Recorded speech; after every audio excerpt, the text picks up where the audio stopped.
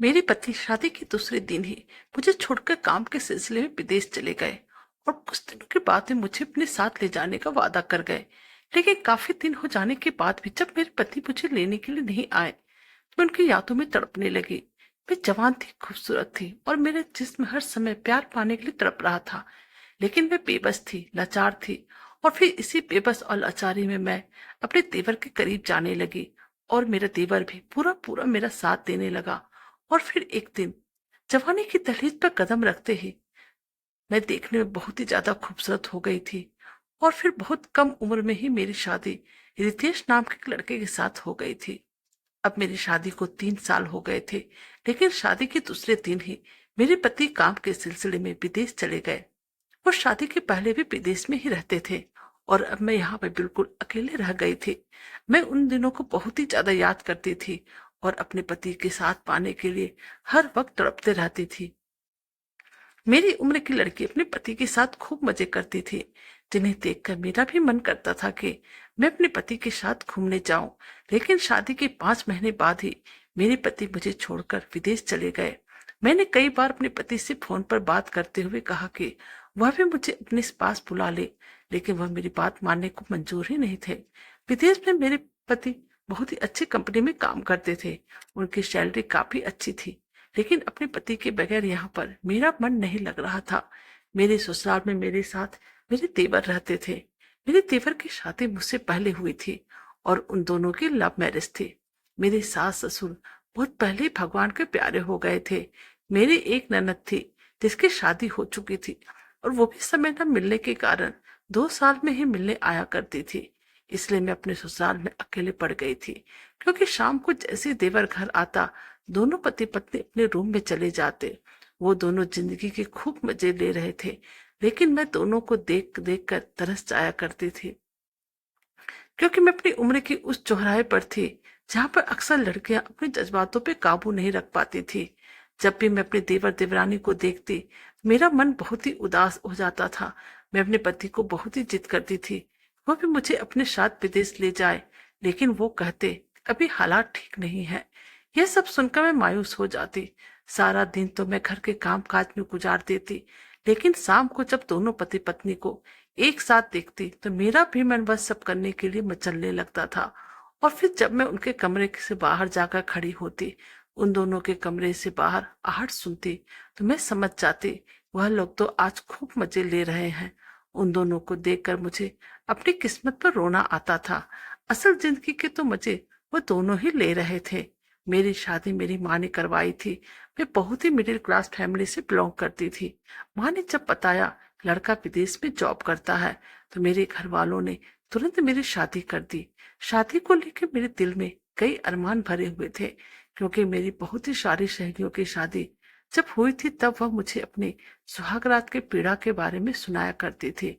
बस ये सब सुनकर मेरा भी दिल अंदर से मचल उठता था और फिर मैं सोचती थी जब मेरी शादी होगी तो मैं भी अपने सारे अरमान पूरी करूंगी।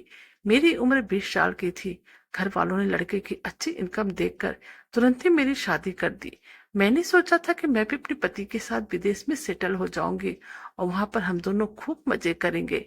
लेकिन मुझे नहीं पता था कि मेरी किस्मत कुछ और ही मोड़ ले लेगी। शादी करके जब मैं अपने ससुराल आई तो सुहागरात की रात मेरे पति ने कमर तोड़ मुझ पर प्यार लुटाया। उन्होंने मुझे प्यार करने में कोई कसर नहीं छोड़ा और जिंदगी उस मोड़ पर पहुंची। मुझे लग रहा था कि मैंने सब कुछ हासिल कर लिया। मैं सोचती थी कि मैं भी विदेश जाऊंगी। मैं भी छोटे छोटे कपड़े पहनकर अपने पति को अपनी तरफ और आकर्षित कर लूंगी। मैं सिर्फ 20 साल की थी, लेकिन मेरे अंदर जज्बात बहुत भरे हुए थे। मेरा शरीर थोड़ा मोटा था, जिससे अंदाजा नहीं लगाया जाता था कि मेरी उम्र 20 साल है, लेकिन मेरे अंदर सहने की ताकत बहुत ज्यादा थी। पति ने रात भर खूब प्यार लुटाया, लेकिन जब सुबह हुई उन्होंने मुझे यह खबर सुनाई कि वह अकेले ही विदेश जा रहे हैं और कुछ दिनों बाद ही मुझे अपने पास बुला लेंगे। मैंने उन्हें बहुत कहा और बहुत रोना धोना किया, मुझे भी अपने साथ ले जाए, लेकिन वो मुझे यही कहते रहे अभी तुम्हें मैं नहीं ले जा सकता हूँ, क्योंकि अभी तुम्हारा वीजा नहीं बना है और कंपनी वाले ने मुझे अभी अकेले ही बुलाया है। मैं सारा अरेंजमेंट करके बहुत जल्द तुम्हें अपने साथ ले जाऊंगा। लेकिन धीरे धीरे समय यूं ही गुजरता रहा, लेकिन अभी तक मुझे मेरे पति लेने के लिए नहीं आए। आखिर इंतजार करते करते अब मैं घर के काम काज में बिजी हो गई। मैं अक्सर रात के समय देवर देवरानी के चिल्लाने की आवाज सुनती थी। यह सुनकर मेरा दिल बहुत ही मायूस हो जाता था और सोचने लगती थी, काश इस वक्त मेरे पति भी मेरे पास होते तो कितना अच्छा होता, और मैं भी इन लोगों के जैसे जिंदगी के मजे ले रही होती। फिर कुछ दिनों के लिए मेरी देवरानी को अपने मैके जाना पड़ा, क्योंकि उसकी माँ की तबीयत बहुत ही ज्यादा खराब थी। लेकिन उस दिन मेरा देवर किसी काम के सिलसिले से बाहर गया था।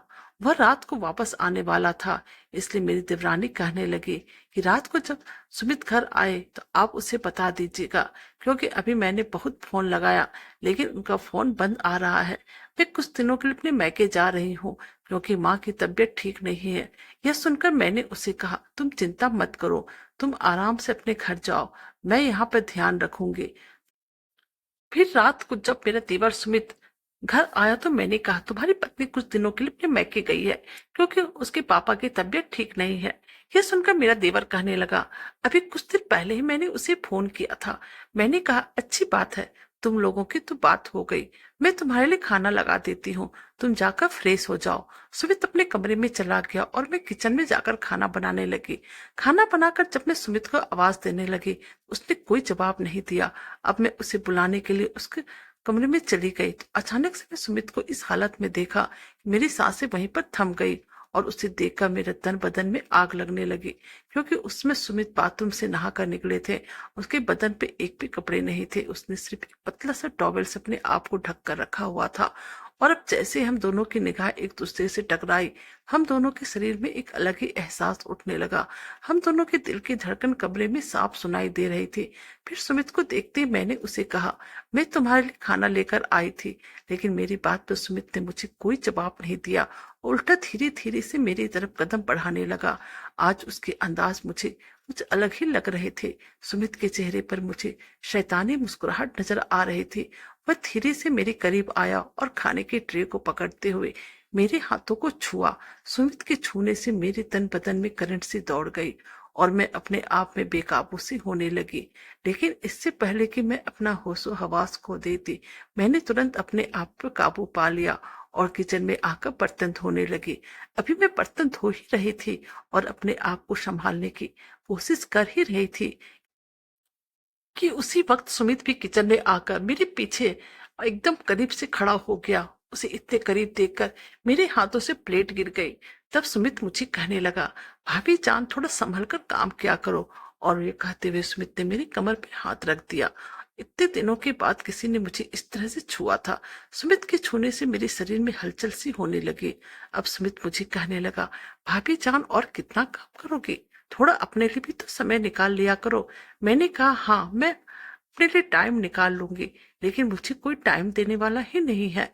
फिर सुमित कहने लगा, कैसी बातें कर रही हो भाभी, मैं हूं ना, भाई नहीं है तो क्या हुआ, मैं आपका ख्याल रखूंगा, आप अच्छे से मौका तो दो। अब मैं पूरी तरह से सुमित के इरादे को समझ गई थी। मुझे समझ में आ गया था कि सुमित किस बारे में बात कर रहा है। अब मुझे बहुत ही ज्यादा शर्म आ रही थी, लेकिन मैं उससे कुछ ना बोली और अपने काम में लगी रही। लेकिन अब सुमित धीरे धीरे मेरी कमर पे हाथ फेरने लगा और उसके इस एहसास से मेरी आंखें खुद ब खुद बंद होने लगी। मेरी धड़कनों की आवाज अब बढ़ने लगी थी। फिर मैंने धीरे धीरे अपने लफ्जों को कहा, सुमित यह क्या कर रहे थे। फिर वह मुझे कहने लगे, वही जो आप हमसे चाहती थी। अब तो मेरी और दिल धड़कन बढ़ने लगी। मुझे किचन में हम दोनों की धड़कनों की आवाज साफ सुनाई दे रही थी।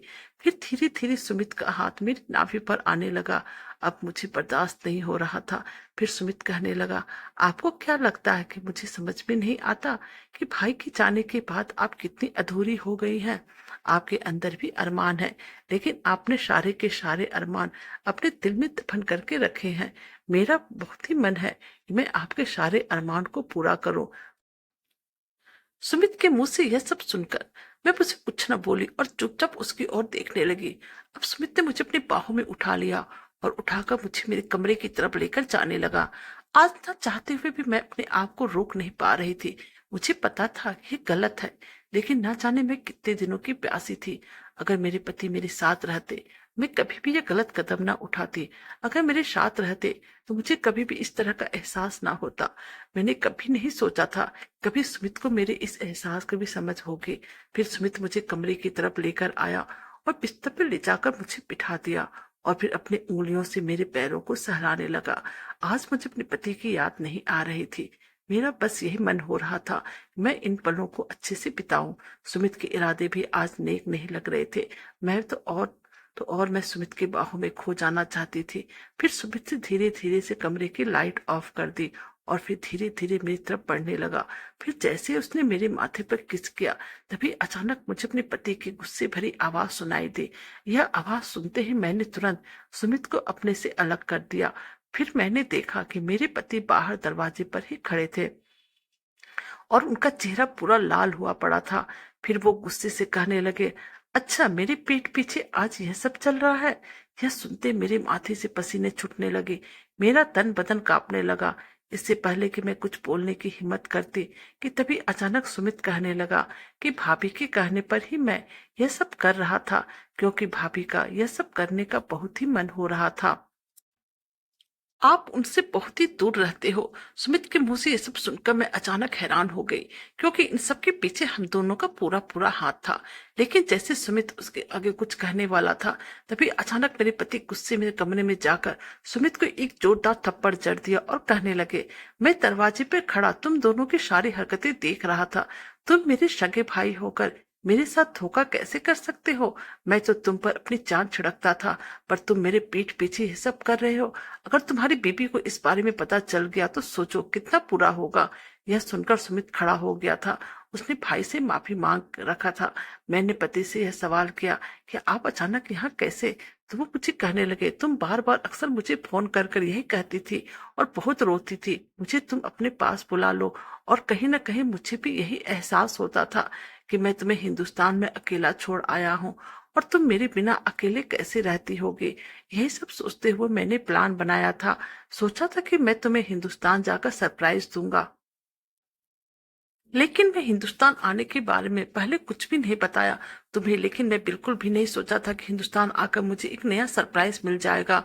आकर मैं सबसे पहले अपने भाई सुमित को ही फोन किया था, लेकिन इसका फोन तो स्विच ऑफ आ रहा था। और जब मैं इसकी बीबी को फोन किया तो मुझे कहने लगे वो अपने मैके आई हुई है, क्योंकि उसकी माँ की तबीयत ठीक नहीं है। मैंने सोचा कि जब तुम सोने के लिए कमरे में जाओगी तो मैं तुम्हें आकर सरप्राइज दूंगा। लेकिन मुझे क्या पता था कि मुझे पहले ही तुमसे सबसे बड़ा सरप्राइज मिल जाएगा। तुमने मुझे धोखा दिया है। जब मैंने सुमित को किचन में जाते हुए देखा तो मुझे समझ में आ गया आज तुम दोनों के इरादे थोड़े खराब होने वाले हैं। लेकिन फिर भी मुझे तुम पर विश्वास था। तुम अपने इस रिश्तों की डोर को कभी भी नहीं तोड़ोगी। लेकिन शायद मेरी सबसे बड़ी गलतफहमी थी। मैं घर पर छुपकर बैठा हुआ था और तुम दोनों पे नजर रखा हुआ था। मेरे पास घर की पुरानी चाबी पड़ी हुई थी। उसी से मैं घर के अंदर दाखिल हुआ था। लेकिन अब मेरी जिंदगी बर्बाद हो चुकी है, क्योंकि तुम दोनों ने मिलकर मुझे धोखा दिया। यह सब कहते हुए उनकी आंखों में आंसू छलक उठे थे और मेरी भी आंखों से आंसू गिरने लगे थे। मैंने हाथ जोड़कर अपने पति के आगे माफी मांगी। मैंने कहा कि मैं बहक गई थी। प्लीज आप मुझे माफ कर दीजिए, क्योंकि कितने सालों से आप मेरे साथ नहीं रह रहे थे। शादी के बाद ही आप मुझे छोड़कर अकेले विदेश चले गए थे। मेरी ही गलती थी कि मैं अपने जज्बात पे काबू ना पा सके। जो सजा आप मुझे देना चाहते हो मुझे दे सकते हैं, लेकिन कृपया आप मुझे छोड़कर मत जाइए। मैंने तुरंत पति के पैर पकड़ लिए और खूब जोर से रोने लगी। मेरे पति को मुझसे बेपनाह प्यार था। उन्हें एहसास होने लगा कहीं न कहीं उनकी भी गलती है, इसलिए उन्होंने मुझे उस वक्त माफ कर दिया। लेकिन मेरे पति ने मेरे देवर को बिल्कुल भी माफ नहीं किया। मेरे पति ने देवर को कहा कि मैं नहीं चाहता कि तुम्हारी शादीशुदा जिंदगी पर इस चीज का कोई असर पड़े। इसी वजह से मैं तुम्हारी पत्नी को इस बारे में कुछ भी नहीं बताऊंगा। लेकिन तुम अभी इसी वक्त घर से चले जाओ। और फिर उसी समय मेरा देवर उस घर को छोड़कर चला गया और मेरी पत्नी ने मुझे प्यार से अपनी बाहों में भर लिया। कहानी अच्छी लगी तो प्लीज चैनल को लाइक कीजिए, सब्सक्राइब कीजिए और शेयर कीजिए। Thank you.